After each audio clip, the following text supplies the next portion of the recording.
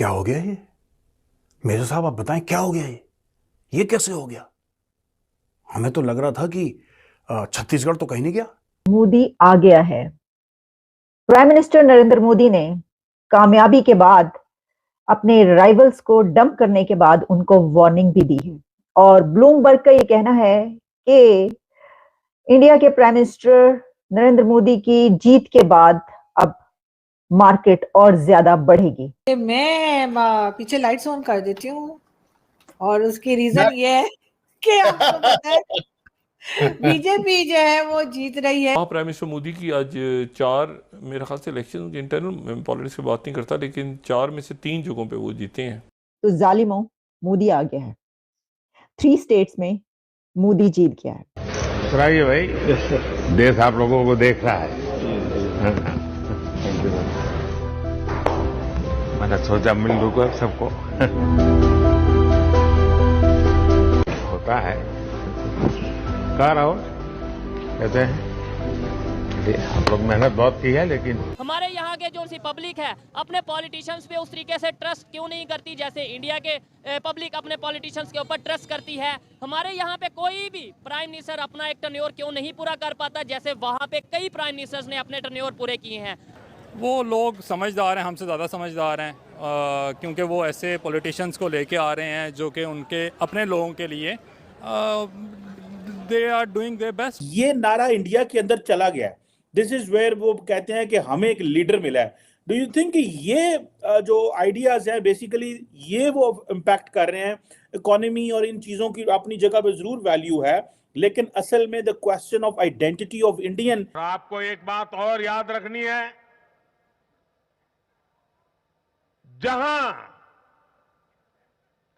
जहां दूसरों से उम्मीद खत्म होती है वहां से मोदी की गारंटी शुरू होती है। भारत का रोल सिविलाइजेशन के लिहाज से अगर देखा जाए, हमने तो खैर नाराजगी में आके उनको पढ़ना छोड़ दिया ना, अपनी हिस्ट्री अपने हेरिटेज को डिनाई कर दिया है।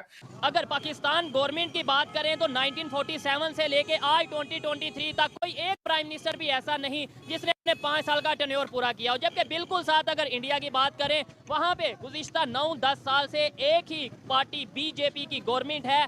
मोदी कुछ भी नहीं है। 90s के अंदर उनकी पॉलिटिक्स और हमारी पॉलिटिकल सिस्टम एक ही जैसा था। पब्लिक जो है वो इस वक्त भी जो है वो बीजेपी के साथ है। पब्लिक इस वक्त भी मोदी जी को ही प्राइम मिनिस्टर देखना चाहती है। मैं देश के प्रत्येक युवा को आह्वान करता हूं वो विकसित भारत का एम्बेसडर बने। तो जी पुन्नू जो है उसका इशू निकला, कनाडा का इशू निकला, अमेरिका का हुआ और कई तरह के दूसरे प्रॉब्लम्स आते रहे, मणिपुर और क्या कुछ।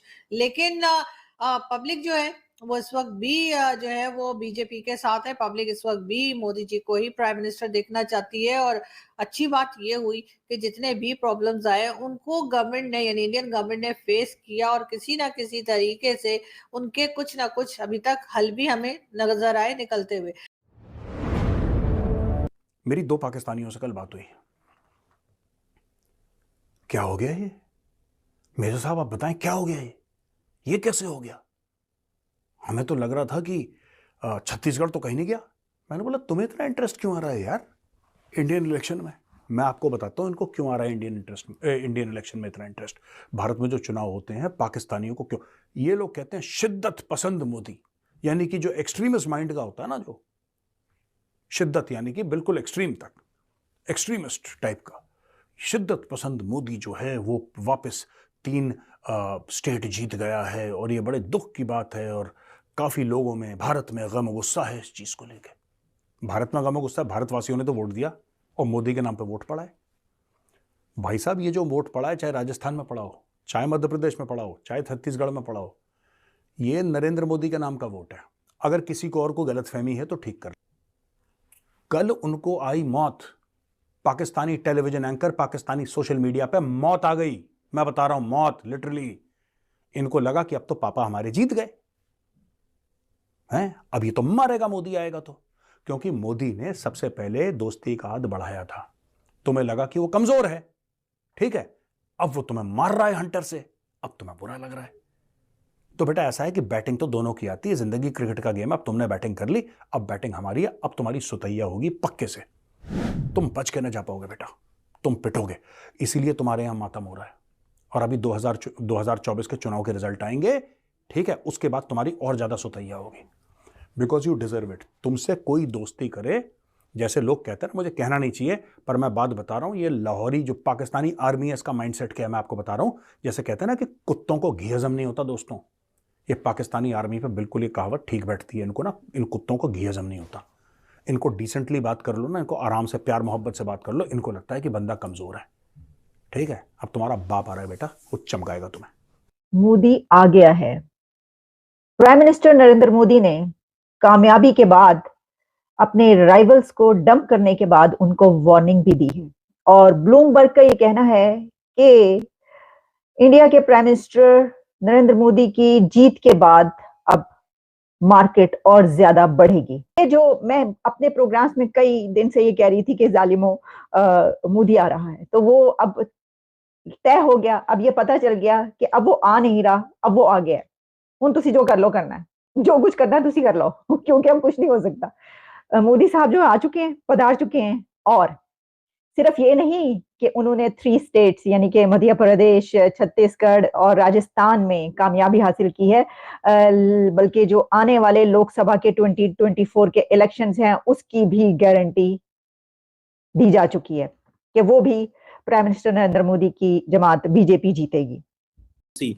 क्या जो मैं सवाल करना चाहता हूं, ये जो इंडिया अपना एक ग्लोबल स्टेचर डेवलप कर रहा है, आपको याद है मैं भी बहुत देर से ये कह रहा हूं कि 2024 का इलेक्शन जो है वो इंडिया अपनी, मोदी साहब और इंडिया अपनी performance, global stature, global recognition, diaspora, इन चीजों पे लड़ेंगे कि अब India is a rising power, it's reclaiming.